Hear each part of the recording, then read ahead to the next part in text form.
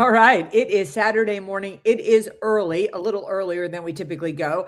My fault because I am flying out today, but it is 7 a.m. Eastern on Saturday morning. One of my favorite times of the week. It is time for Sales Logic. Hanging out here with my partner, Mark Hunter. Mark, we got a really good show today. We do. And I got to introduce you, Meridith, Elliott, Powell. So it's always great to be Saturdays with you. Our show this morning, what's wrong with my pipeline? Okay, not just my pipeline, but everyone's pipeline. That's what we're going to be talking about.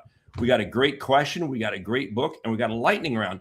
Top 10 sales skills you need to find success in this current quarter. So let's dive into it. The topic, what's wrong with my pipeline? What do you think? I got to tell you, I feel like we are catching a theme this summer. The theme in the last couple of months with the questions and things that we've been asked, and a lot has to do with the slowing sales cycle, the difficulty getting to decision makers, and trying to diagnose why we can't get things over, really over the finish line. So. My first thought when I think about pipeline, and I was just going over mine this morning, is like, have you set a goal on your pipeline? Do you know that in order to close X amount a month, what's got to be in your pipeline? I was running at a 3 times multiple with my pipeline. I just upped that to a 5 times multiple with the pipeline, because my team and I are really going back and trying to get more in the pipeline, because it's getting more and more difficult to get things to close. I'm glad you just said 3x to 5x, because I always said top performers can have a 3x pipeline and make their number, and they can. However, we are not in normal markets right now. It is an abnormal situation, which means you have to increase it. And that means what you do is you increase, like you said, to 5x. Now, whether or not you have to go all the way to 5x, that's a determining factor you got to make, but you do have to increase. But here's the challenge. When you increase your pipeline, you increase your complexity, which means your follow-up process has to be so routine focused, because otherwise you will not be able to manage a 5x pipe, because you can barely manage a 3x pipe if you don't have a really solid, consistent follow-up process. Yeah. I would also say that if your pipeline is stuck, Mark, you've heard Mark and I say this so many times, you really need to be honest about what's in your pipeline. Does it really belong in the pipeline? Do not do your pipeline for your sales manager. Do your pipeline for you. And this is why, because you are going to spend time and energy on what is in your pipeline. Do not spend time and energy on things in your pipeline if you really don't have a firm belief they are over 50% of chance they're going to close. Oh, I love what you're saying there, because what I find is that so many salespeople have things in their pipeline to satisfy their manager's pipeline numbers. And so what they're doing is they're stuffing it with stuff so their manager can say, we've got a 3x, 4x, 5x, 6x, whatever it might be. And the challenge is, you said also, don't put it in there unless it's got a 50%. Now, that's a debatable Sure. That's a debatable number depending on who you are and the organization that you work for. What I find is this: if I have got whatever stages I have in my pipeline, if that deal is not moving in X number of weeks, in like 3 weeks, 3 weeks is the number I like to use. If it hasn't moved stages in 3 weeks, I got to really question as to why it's in there, because otherwise what it's doing is it's just plugging it up. And this is the challenge. I think so many salespeople have got stuff in their pipeline. They're just keeping it there, and it's wishful thinking that it's going to close, and as a result they're getting confused and they don't know where to go, and it just drives them crazy. Yeah, and I also feel like they're confusing pipeline with CRM, and don't confuse your pipeline with your CRM. For example, Mark just said, you've got something in there and you really haven't had a conversation about, whether this is a deal or somebody hasn't responded in 3 weeks. It can go back into your CRM for follow-up, but does it belong in your pipeline? And those are completely CRM. I'm going to stay in touch with those people. I'm going to continue to send them valuable information, but I'm not at proposal stage. And it goes in my pipeline for me when it's in proposal stage. Valuable definition, which you just described. And I love that, because we haven't really separated the two, because there is a big difference. Your CRM is your is your customer relationship management system. And again, for many organizations, you, the salesperson, are actually running your marketing phase. So in other words, you got to have all that in there. Others, you don't. But here's the whole situation and what you just said. The pipeline is the stuff that I'm actively managing right now. I'm sure you and I have got thousands of names in our CRM systems. But then you got to look at what is really in our pipeline. That's where we're focused. And I'm going to call this out to sales managers. Having a 30-minute review, I'm going to do coaching session with you when all you're doing is looking at their pipeline. That's not coaching. All you're doing is you're telling your salespeople, you know what? We should probably put more stuff in my pipeline because I got to make my boss happy. And that's not the way. So when you talk about what's wrong with my pipeline, it's because of all these hierarchical factors that are coming down on you. So let's come back to how do you fix your pipeline and does the deal actually have merit? Does it have merit? Like you said, 50%. Otherwise, it shouldn't be in there. Yeah.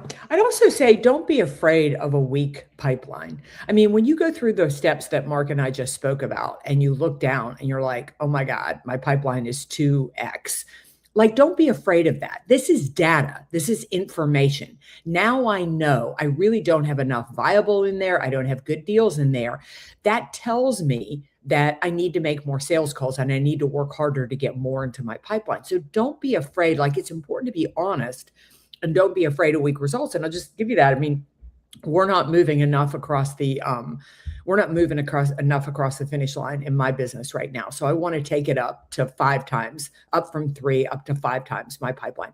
I don't have 5 times my number in my pipeline. I don't have a 5-time multiple. So what does that tell me? It tells me I have a lot of room to make double the sales calls to try to get more in my pipeline. Now, I didn't do anything wrong. I didn't do anything bad. I'm not a bad salesperson. The market is just weak around me. And so I've got to shift my strategy. So treat your pipeline like data and information that you can use, but you need good data and you need honest data so you can fix your pipeline. If you don't have variances in your pipeline, you're lying to yourself because, your pipeline's a little bit like the weather. It's like traffic. There's going to be good days. There's going to be bad days. And you're right. It can get down to 2x. Okay, what do I need to do? I need to now break down the elements and say, what do I need to do to get more back into my pipeline? And that's exactly what I got to be doing. One of the big challenges, I think, with salespeople also is they play the assumption game. They just assume this deal is going to close. And you really got to be hard pressed to why should this deal be in my pipeline? Am I being true to that? Do I understand what the critical need is? Do I understand the timeline? Do they have budget? All of those pieces, whatever the criteria is that you assess. But you gotta be honest with yourself because otherwise you're gonna fill it with stuff that doesn't belong. And that's gonna take cycles away from you where you should be spending it on deals that can close. Yeah. Mark, what's the question today? Oh, question day comes from Luka in Dubrovnik. He says, love the show. Thank you. We listen here in Croatia every week. My question is, what's wrong with my sales pipeline? That's what we're talking about. I'm qualifying, like you say, getting deals in the pipeline, but I cannot get them across the finish line. I either lose them at the end to a competitor or they just fall out. Say they are just not making a decision. Oh, the customer making no decision. Yeah, that happens a little bit in today's market. So what are your thoughts on this?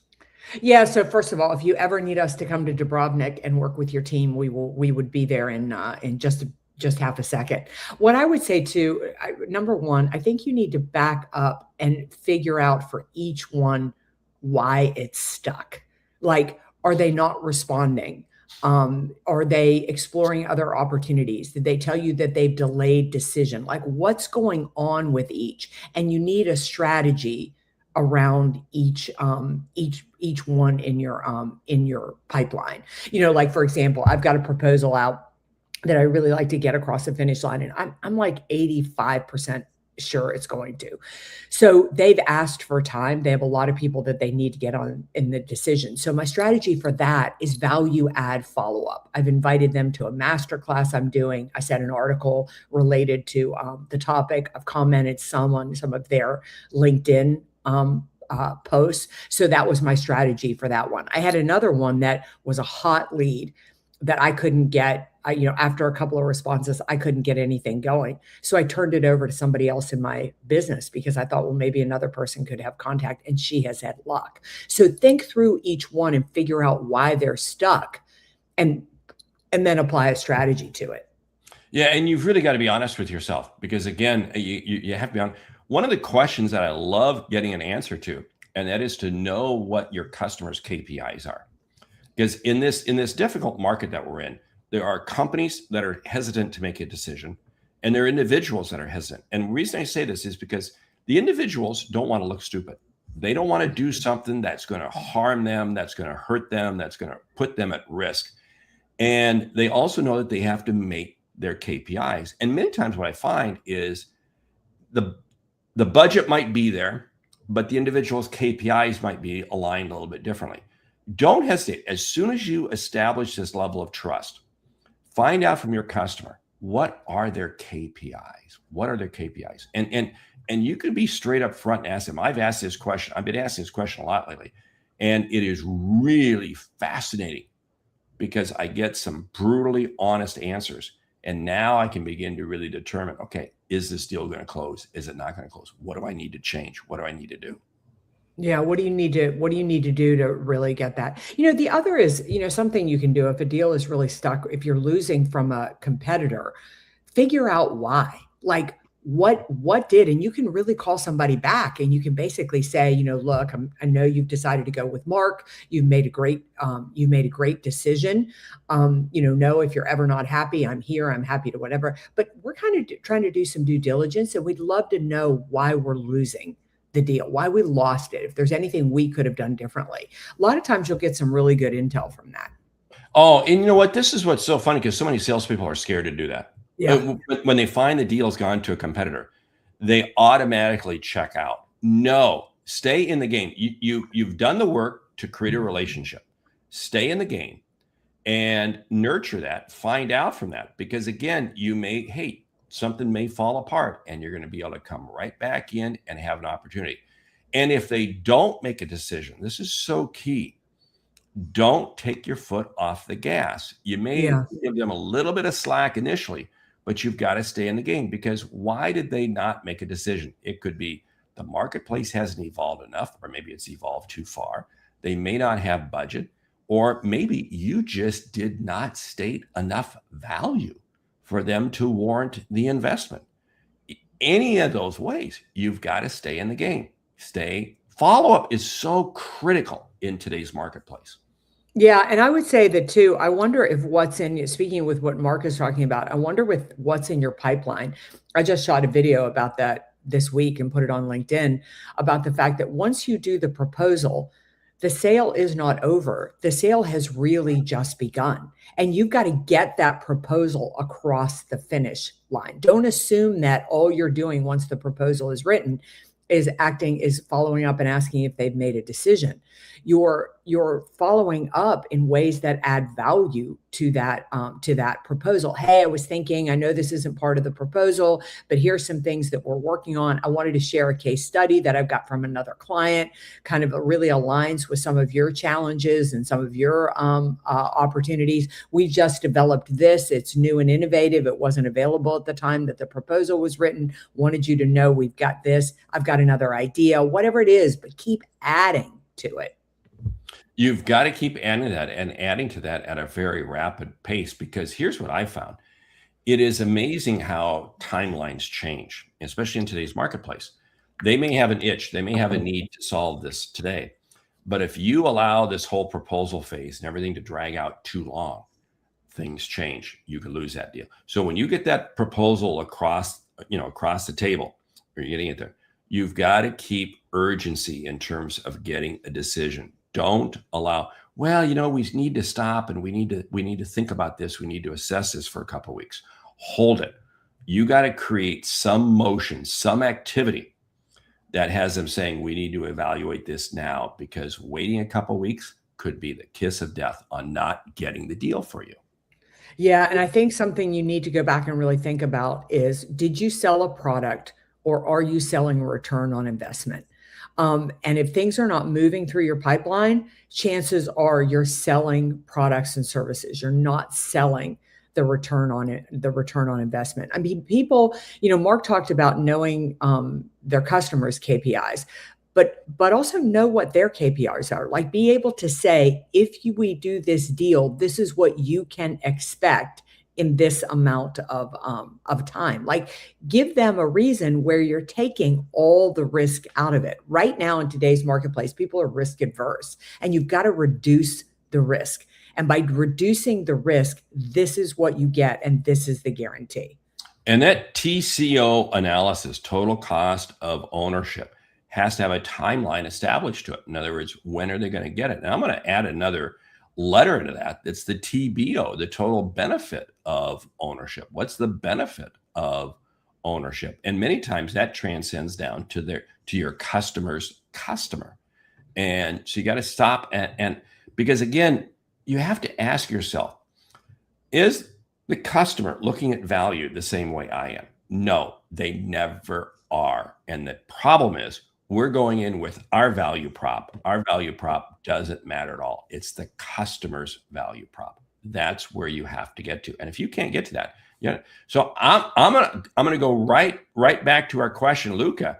I have a feeling you're probably losing deals because you got too much of your own value prop in there versus the customer's value prop.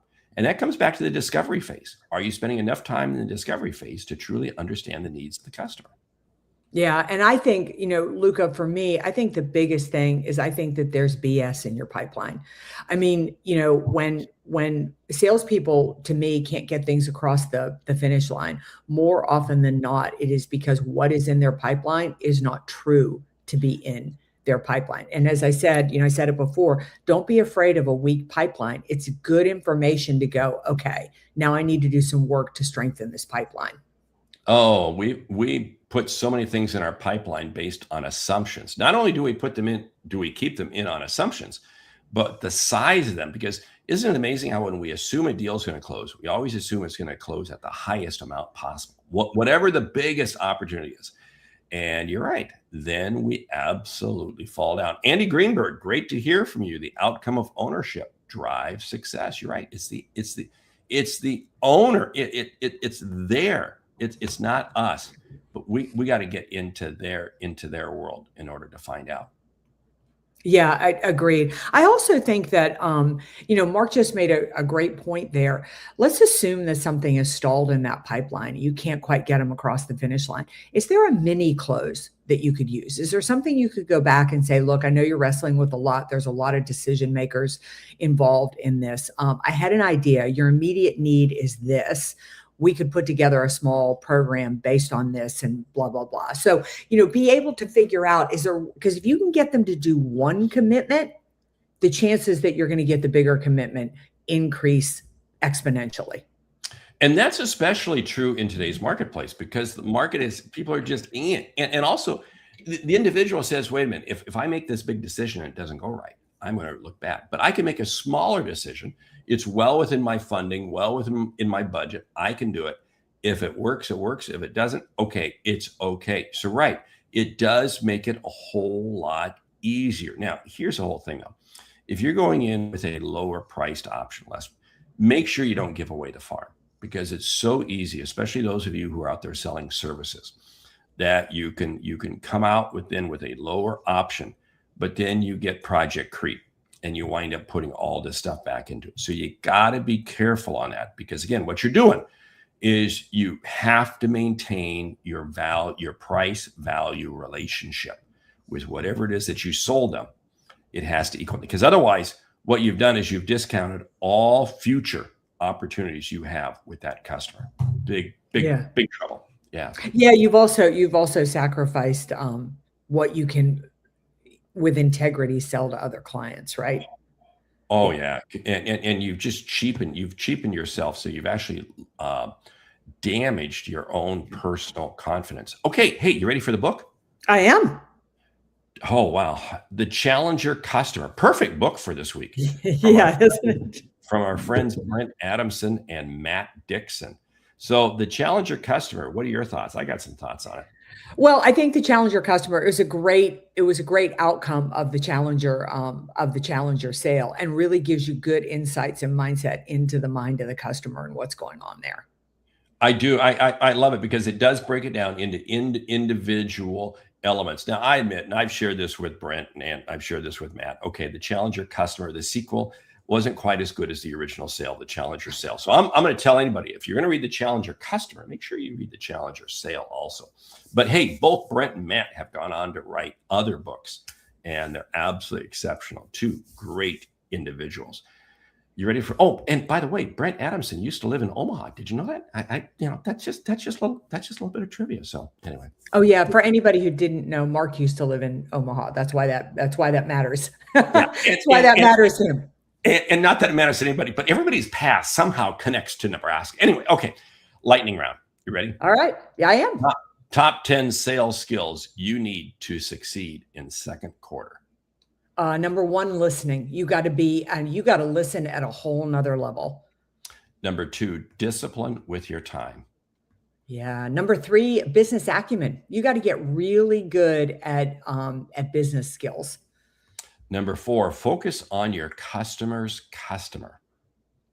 Number 5, critical thinking skills. You got to be able to problem solve and think through problems. Ooh, I'm going to run with that and build on it. A level of curiosity that we haven't seen before. Yeah, I think you got to be a master networker and relationship builder. Ooh, number 7 or 8, I don't know what it is. Sense of urgency. You've got to be urgent in today's marketplace. Yeah, I'll just say number 9 because I don't know where we are. You got to get good at AI and technology. You got to be using those skills in order to allow you to be more customer facing. And number 10, it's those small habits that you do daily. It's just having that routine. You got to stay in the game every day. Great list, great show. Hey, we got some stuff that we are working on, right? That we're going to be teasing the audience with. Yeah, it's coming out in June, and you really want to stay tuned. In fact, we'll devote an entire show to it. But really, a cool next phase for the Sales Logic podcast and the Sales Logic community. We'll announce the date next week that we're going to be revealing this information, and you're going to want to stay tuned. Love it. Hey, with that, we want to say thank you for listening to Sales Logic. If you like what you hear, subscribe, rate, and review the show. Leave us a review, please, whether it be Spotify, Apple, whatever. Leave us a review. They're great. Because, hey, if we've helped you earn a single dollar, consider telling a friend about our show, because it's how we grow when we help you grow. I'm Mark Hunter. And I'm Meridith Elliott Powell. Remember, when you sell with confidence and integrity, all of this uncertainty suddenly becomes your competitive advantage. And the sale becomes logical. All right. We'll see you right back here next week. Until then, go clean your pipeline up and close a deal.